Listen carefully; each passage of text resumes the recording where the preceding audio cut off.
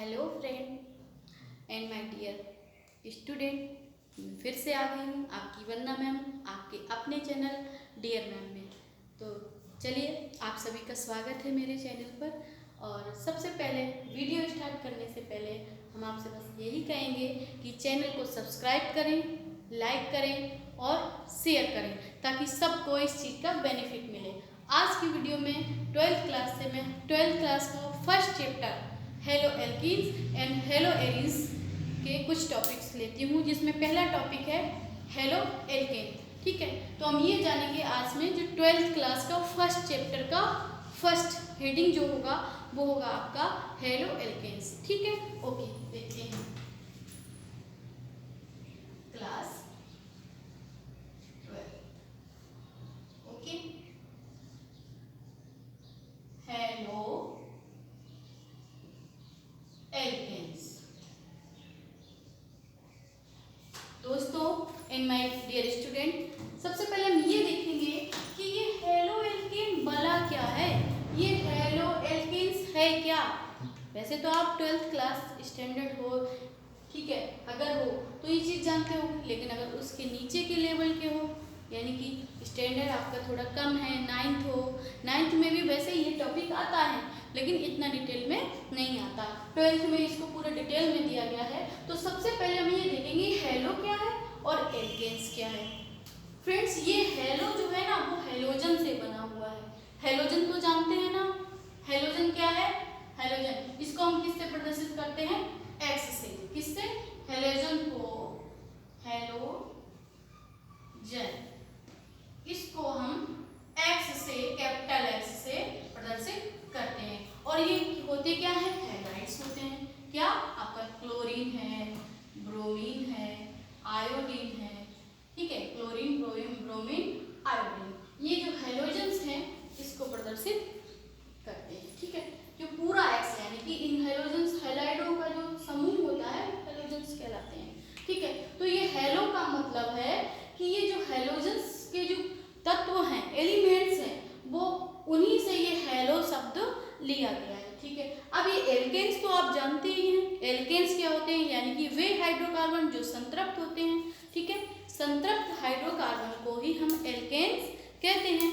तो अगर आप नहीं जानते तो चलो मैं एक बार फिर से बता देती हूँ कि जो एल्केन्स यानी कि हाइड्रोकार्बन, मान लो संतृप्त का मतलब तो समझते होंगे आप। चलिए, अगर नहीं समझते हैं तो अगली वीडियो में हम संतृप्त और असंतृप्त को भी अच्छे से समझा देंगे कि संतृप्त एल्केन्स कौन से होते हैं और असंतृप्त एल्केन्स कौन से होते हैं। दोस्तों, आज इस वीडियो में मैं कुछ अमेजिंग सा और बताऊंगी, लेकिन वीडियो के लास्ट में। ठीक है, ओके, तब तक के लिए आप पढ़िएगा, अच्छे से समझिएगा। ओके, तो हमने क्या बताना है, एल्केन्स यानी कि संतृप्त हाइड्रोकार्बन। संतृप्त हाइड्रोकार्बन का मतलब होता है, इतना तो आप समझते होंगे। अगर नहीं समझते हैं तो इसका वीडियो भी हम आगे डाल देंगे। आप कमेंट करके बताइएगा कि आप एल्केन्स और एरीन्स जानते हैं या नहीं। अगर नहीं जानते हैं तो प्लीज़ एक बार कमेंट कर दीजिए, हमें पता चल जाएगा कि आपको पता है या नहीं। अगर नहीं पता है हम उसको भी अच्छे से समझा देंगे। ठीक है दोस्तों, ये आपका है एल्केन्स, यानी कि जब कार्बन परमाणुओं से हाइड्रोजन केवल सिंगल बॉन्ड से जुड़ा होता है, यानी कि जब कार्बन की श्रृंखलाएं हाइड्रोजन परमाणुओं से सिंगल बॉन्ड से अपनी वैलेंसी यानी कि संयोजकता पूरी करते हैं। संयोजकता तो जानते हैं, अगर नहीं जानते हैं तो चलिए हम उसका भी वीडियो डालेंगे कि संयोजकता, हम किसी भी एलिमेंट्स की संयोजकता कैसे निकालते हैं और संयोजकता का महत्व क्या है। ठीक है, तो फिलहाल तो आपको हम बता रहे हैं एल्केन्स। अगर अभी हम देख रहे हैं कि जो कार्बन की जो वैलेंसी होती है वो होती है 4। ठीक है, कार्बन की वैलेंसी कितनी होती है, 4, 1 2 3 4। जो बीच वाला बॉन्ड है ना वो इसका एक इलेक्ट्रॉन और इसका एक इलेक्ट्रॉन आपस में दोनों ने साझा करके जो बॉन्ड लिया है, तो इसकी गिनती हम इस कार्बन में भी करते हैं और इसमें भी करते हैं। ठीक है, तो हम इसको देखते हैं 1 2 3 4, 1 2 3 4, 1 2 3 4, यानी कि, और ये कैसा है, हर जगह इसने हाइड्रोजन से सिंगल बॉन्ड ही बनाया है, यानी कि इनके बीच आवंत जो है वो सिंगल बॉन्ड है। और जितनी भी हाइड्रोकार्बनिक श्रृंखलाएं होती कहीं भी डबल या ट्रिपल बॉन्ड नहीं होता है, यानी कि द्विबंध या त्रिबंध नहीं होता है, तो वहां पर एल्केन्स होते हैं, ठीक है। और अगर संतृप्त हाइड्रोकार्बन कहलाते हैं वो, और अगर वहां पर द्विबंध या त्रिबंध आ जाता है तो वो असंतृप्त हाइड्रोकार्बन कहलाते हैं, ठीक है। तो एल्केन्स यानी कि आपको ये भी समझ में आ गया कि हेलो कहाँ से लिया गया है, यानी कि हेलोजन तत्वों से एक सब आगे का शब्द हेलो लिया गया है। और एल्केन्स तो आप समझ ही गए, जो संतृप्त हाइड्रोकार्बन होते हैं उन्हीं को हम एल्केन्स कहते हैं। चलिए अभी हमें ये देखना है कि ये हेलोजन्स का वर्गीकरण, यानी कि इनको कैसे विभाजित किया गया, हेलोजन्स कितने प्रकार के होते हैं, उनके गुण क्या होते हैं, ठीक है। तो हम इनका सबसे पहले, इतना तो आपके समझ में आ गया होगा अच्छे से कि हेलो एल्केन्स क्या होते हैं, यानी कि वे एल्केन जिनके साथ हेलो जुड़ा हुआ हो, ठीक है, तो वो हेलो एल्केन्स कहलाते हैं। फॉर एग्जाम्पल हम ये भी कह सकते हैं कि जब एक डिफिनीशन अगर आप नोट करना चाहते हैं तो इसका डिफिनीशन भी लिख सकते हैं कि जब एल्केन्स में से एक हाइड्रोजन प्रतिस्थापित होकर, मान लो ये वाला हाइड्रोजन प्रतिस्थापित हुआ किसके साथ, मान लो हम इसको यहाँ पर हमने प्लस में Cl दिया हुआ है और ये हाइड्रोजन प्रतिस्थापित HCl, मान लो यहाँ पर HCl दे रहे हैं हम, ठीक है। अगर यहाँ से जो हाइड्रोजन प्रतिस्थापित होगा और Cl यहाँ पहुंच जाएगा और ये जो H है वो इसके साथ ऐड हो जाएगा, तो जो बनेगा नया उत्पाद जो बनेगा आपका, वो क्या बनेगा, आपका हेलो एल्केन्स। उसका नाम भी हम आपको बता देते हैं, उसके बाद इसका वर्गीकरण बताएंगे। देखते हैं कि जो हेलो एल्केन्स यानी कि अभी ये इसका हाइड्रोजन प्रतिस्थापित हुआ और ये Cl यहाँ पर आया, ठीक है, तो ये आपका बनेगा, इसकी बैलेंसी को हम पूरा करेंगे। चलो हमने बैलेंसी पूरी कर दी। अब ये H हटा ना, ये वाला Cl यहाँ पर जुड़ गया, क्योंकि इसकी भी बाह्यतम कक्षा में एक ही इलेक्ट्रॉन होता है। क्लोरीन की बाहरी वाली कक्षा में भी जैसे हाइड्रोजन के पास केवल एक ही इलेक्ट्रॉन है, तो क्लोरीन की बाहरी वाली कक्षा में भी एक, यानी कि ये एक इलेक्ट्रॉन ही किसी से साझा कर सकता है। तो यहाँ पे क्या हुआ, ये हाइड्रोजन प्रतिस्थापित होकर यहाँ पर क्लोरीन जुड़ा और जो हाइड्रोजन प्रतिस्थापित हुआ वो H2 के साथ बाहर निकल गया। लेकिन दोस्तों ये जो रिएक्शन है वो इस तरह से नहीं होती है, यहाँ पर कुछ चीज की उपस्थिति भी नहीं हो सकती है, ठीक है। तो क्या हुआ, यहाँ पर H2 गैस निकल गई, क्लोरीन इससे जुड़ गया, तो ये आपका बन गया हेलो एल्केन्स। ये क्या है, आपका एक हेलो एल्केन्स है। ये हेलो एल्केन्स एक समूह का नाम है। अभी इसका IUPAC नाम हम देखेंगे, हम आगे की वीडियोस में IUPAC पद्धति भी समझाएंगे, ठीक है। वो 10th के लिए बहुत ही इम्पोर्टेंट है, इसलिए उसकी वीडियोस भी हम अच्छे से डालेंगे और शॉर्ट ट्रिक के साथ, कि उसे हम किस तरह से अच्छे से रिएक्शंस की शॉर्ट ट्रिक्स और फार्मूलाज, इनके फार्मूलाज अच्छे से डालेंगे, ठीक है।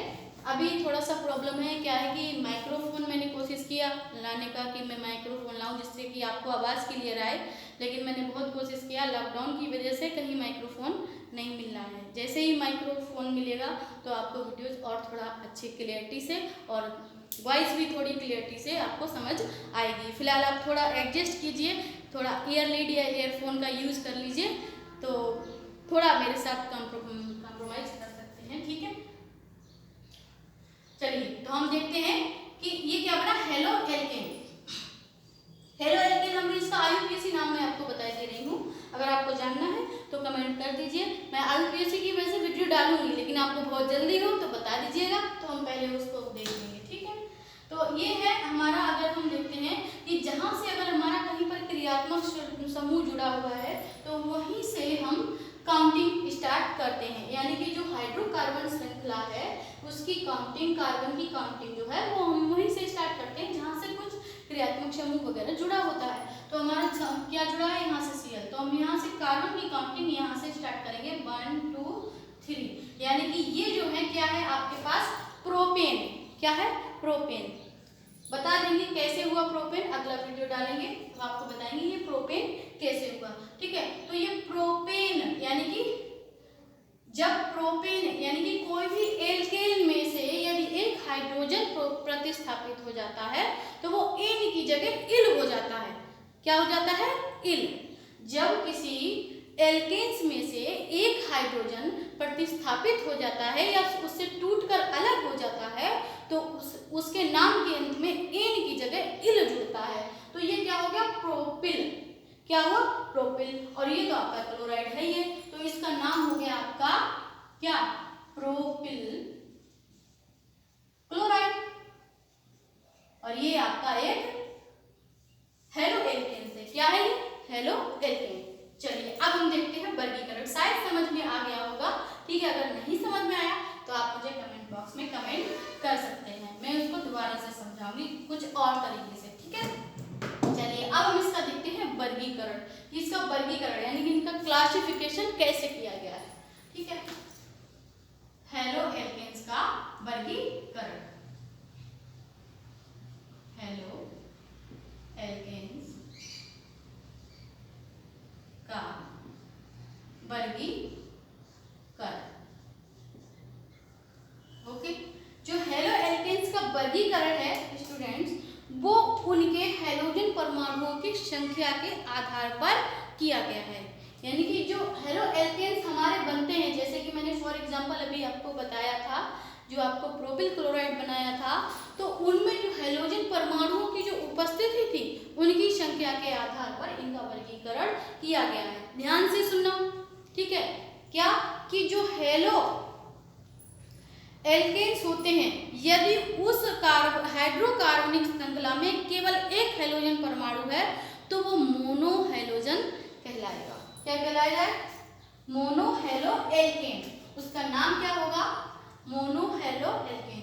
यानी कि जब हाइड्रोकार्बन श्रृंखला में क्या होगा, जब हाइड्रोकार्बन श्रृंखला में एक ही हैलोजन परमाणु जुड़ा होगा तो वो मोनो हेलो एल्केन्स कहलाएगा, ठीक है। और यदि दो जुड़े हुए तो वो डाई हेलो एल्केन्स कहलाएंगे। और अगर एक दो से अधिक अगर जुड़े हुए हैं हैलोजन परमाणु तो वो पॉली हेलो एल्केन्स कहलाते हैं। ये है आपका हेलो एल्केन्स का वर्गीकरण, ठीक है। क्या, फॉर एग्जाम्पल के लिए हम आपको बता देते हैं, जैसे कि C2H5 हो जाएगा ना, C2H5X, ठीक है, C2H5X। नेक्स्ट है आपका CH2 हो जाएगा आपका CH2 और X, यहाँ पर CH2 और CH2। X का मतलब होता है इनमें से कोई एक, ठीक है। X का मतलब होता है इसका पूरा समूह, और यहाँ पर इनमें से कोई एक, यानी कि यहाँ पर क्लोरीन भी हो सकता है, ब्रोमीन भी हो सकता है और आयोडीन भी हो सकता है, इनमें से कोई एक हो सकता है, ठीक है। ये भी सी, और यहाँ पर आपका आ जाएगा CH2X, सिंगल बॉन्ड CH2X और सिंगल बॉन्ड CH2X, यानी कि ये जो आपका है वो है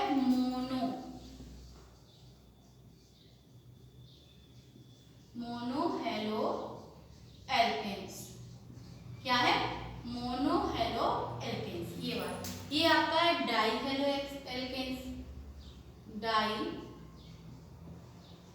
halo alkanes, okay. Monohaloalkane, dihaloalkane. ये है आपका पॉली भी बोल सकते हैं इसको, ट्राई और टेट्रा भी हम बोलते हैं। एक्चुअली क्या है, जैसे 1 2 3 4 नंबर तक काउंटिंग अगर होती है तो उसको हम बोलते हैं मोनो। अगर एक है यानी कि हाइड्रोजन परमाणु केवल एक जुड़ा हुआ है तो उसको हम मोनो बोलेंगे, अगर 2 जुड़े हैं तो हम डाई बोलेंगे, अगर 3 जुड़े हैं तो हम उसको ट्राई हेलो भी बोल सकते हैं। क्या बोल सकते हैं, ट्राई हेलो एल्केन्स। यदि 4 होते हैं यहाँ पर तो वो टेट्रा हेलो एल्केन्स हो जाते हैं। क्या हो जाते हैं, टेट्रा हेलो एल्केन्स। 5 होते तो पेंटा हेलो एल्केन्स, ऐसे भी कर सकते हैं। लेकिन जो नियम है वो है कि मोनो और डाई के बाद अगर 3 से ज़्यादा, 2 से ज़्यादा अगर आ रहे हैं तो वहाँ हम पॉली हेलो एल्केन्स लगाते हैं, ठीक है। लेकिन अगर आपसे कोई शुद्ध पूछ दे तब आपको काउंटिंग करनी पड़ेगी कि 5 हेलो एल्केन्स जुड़े हुए हैं या 6 जुड़े हैं। 6 हैं तो हेक्सा हेलो एल्केन्स बोल देंगे, 7 हैं तो हेप्टा हेलो एल्केन्स बोलेंगे, अगर 8 जुड़े हुए हैं तो ऑक्टा बोलेंगे, 10 जुड़े हैं तो डेका बोलेंगे, ठीक है। उसके बाद हम पॉली ही बोलते हैं, ठीक है। समझ में आया, एक बार फिर से देख लो। यदि किसी एल्किल ग्रुप के साथ क्या जुड़ा हुआ है, यानी कि कोई हाइड्रोकार्बन है उससे एक हाइड्रोजन प्रतिस्थापित होगा और कोई एक हेलोजन जुड़ेगा, ठीक है, कोई हैलाइड तत्व आकर जुड़ जाएगा तो वो क्या कहलाएगा, अगर एक जुड़ा है तो मोनो हेलो एल्केन हो जाएगा, दो जुड़े हैं तो डाई हेलो एल्केन हो जाएंगे और तीन जुड़े हैं तो ये क्या हो जाएंगे, पॉली हेलो एल्केन्स। क्या हो जाएंगे, पॉली हेलो एल्केन्स। समझ आया, इतना तो mono halo alkanes, dihaloalkanes और पॉली हेलो एल्केन्स, यानी कि मुख्य रूप से जो हेलो एल्केन्स है उनको तीन भागों में विभाजित किया गया है। पहला क्या है, मोनो हेलो एल्केन्स, दूसरा है डाई हेलो एल्केन्स और तीसरे में पॉली हेलो, यानी कि इसमें काउंटिंग अलग अलग है, 3 से लेकर कुछ भी XYZ आ सकती है, ठीक है। चलिए, तो ये आपका हो गया हेलो एल्केन्स का वर्गीकरण। अब आगे की वीडियोस में हम आपको बताएंगे मोनो हेलो एल्केन्स जो है उनकी बनाने की क्रियाविधि, किस तरह से रिएक्शन करके ये मोनो हेलो एल्केन्स को प्रयोगशाला में बनाया जा सकता है, ठीक है। मैंने आप लोगों को बोला था कि वीडियो के अंत में मैं आपको एक बहुत ही अमेजिंग चीज़ बताऊंगी। तो अमेजिंग चीज़ ये है कि आपकी वंदना मैम नया यूट्यूब चैनल स्टार्ट किया है डियर मैम, उसको प्लीज़ सब्सक्राइब जरूर कर लीजिएगा, ठीक है। Okay ji, thank you.